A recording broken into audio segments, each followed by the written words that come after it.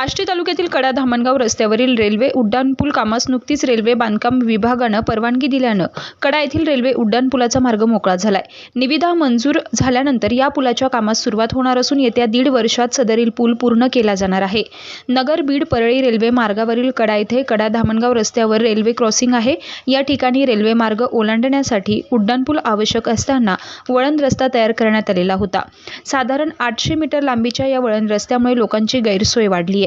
शिवाय अनेक अपघात झाले होते, त्यामुळेच या ठिकाणी रेल्वे उड्डाणपूल तयार करण्यात यावा अशी मागणी कडा आणि परिसरातील ग्रामस्थांनी देखील केलेली होती। माळशिरस येथील आमदार राम सातपुते हे आष्टी तालुक्यातील रहिवासी असल्यानं त्यांच्या प्रयत्नामुळे या रेल्वे उड्डाणपुलाचा प्रश्न मार्गी लागलाय।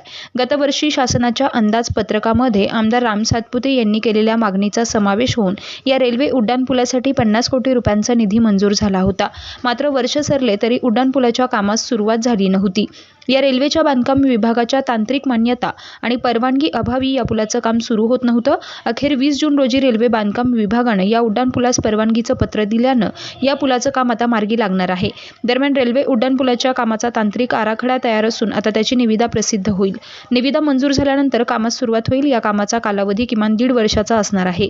या उड्डाणपुलामुळे नागरिकांचा प्रवासाचा वेळही वाचणार आहे आणि गावाच्या वैभवात भरही पडणार आहे। गेल्या अनेक दिवसांपासून असलेली नागरिकांची मागणी पूर्ण होणार आहे। प्रतिनिधी अनिस मोमीन, तेजवार्ता न्यूज नेटवर्क, कडा आष्टी।